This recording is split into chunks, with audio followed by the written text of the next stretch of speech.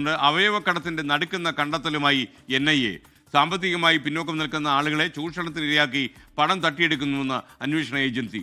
പിന്നീട് ഇതേ ആളുകളെ ഭീഷണിപ്പെടുത്തി ഇറാനിലോട്ട് എത്തിക്കും. അവയവക്കടത്തിലൂടെ ലഭിച്ച പണം പ്രതികൾ ക്രിപ്റ്റോ കറൻസിയായി മാറ്റും.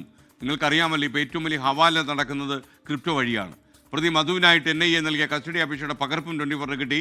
വിഷ്ണു സുരേഷിൻ്റെ കൂടുതൽ വിവരങ്ങൾ നൽകും. Vishnu, good morning. ശരിക്കും ഈ ക്രിപ്റ്റോ ഹവാല, ഈ അവയവക്കടത്ത്, ഇതെല്ലാം ഒരു നാണയത്തിന് 2 or 3 വശങ്ങളായി മാറുകയാണ്. പറയും.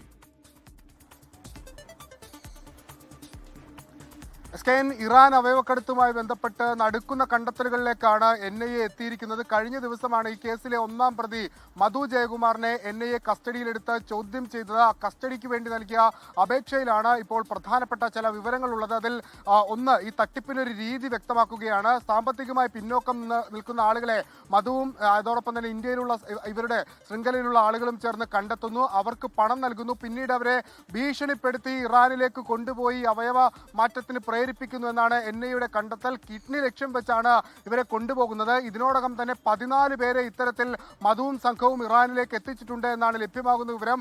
ഈ അവയവക്കടത്ത് വഴി ലഭിക്കുന്ന കമ്മീഷൻ അത് ക്രിപ്റ്റോ കറൻസിയായി മാറ്റിയാണ് ഉപയോഗിച്ചിരുന്നത്. ഒപ്പം പലയിടങ്ങളിലും സ്ഥലം വാങ്ങിയിട്ടുണ്ട്. സ്റ്റെമ ക്ലബ് എന്ന് പറയുന്ന ഇന്ത്യയിൽ അക്കൗണ്ടുള്ള ആ അക്കൗണ്ടിലേക്കാണ് ഈ അവയവക്കടത്തുമായി ബന്ധപ്പെട്ടുള്ള ഈ പൈസ വന്നിരിക്കുന്നതെന്നാണ് നമുക്ക് ലഭ്യമാകുന്ന വിവരം. അത് ആ അക്കൗണ്ടുകൾ കേന്ദ്രീകരിച്ചുള്ള അന്വേഷണം NIA ആരംഭിച്ചിട്ടുണ്ട്. ഒപ്പം മധുവും അതോടൊപ്പം തന്നെ ഈ 4 പിടിയിലായ 3 പേർക്കും അപ്പുറത്ത് ചില പ്രതികൾ ഈ കേസിലുണ്ട്. അതർക്ക് ഇവർക്ക് ഒരു ഹെൽപ്പിംഗ് ഹാൻഡായി നിന്ന കുറെ ആളുകൾ ഈ ലോബിയുമായി ബന്ധപ്പെട്ട് പ്രവർത്തിക്കുന്നുണ്ട്.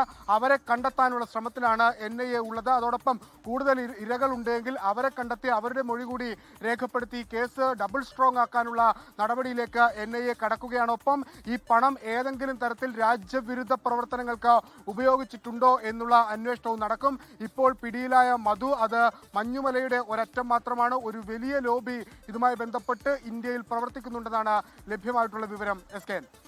Thank you Vishnu Suresh. ലോകത്തെവിടെയായാലും ഏത് സമയത്തും 24 വാർത്തകളും ഓഗ്മെന്റഡ് റിയാലിറ്റി പാക്കേജുകളും എക്സ്പ്ലെയിനറുകളും വിശദമായി കാണാൻ ഞങ്ങളുടെ YouTube ചാനൽ നിങ്ങൾക്ക് സബ്സ്ക്രൈബ് ചെയ്യാം.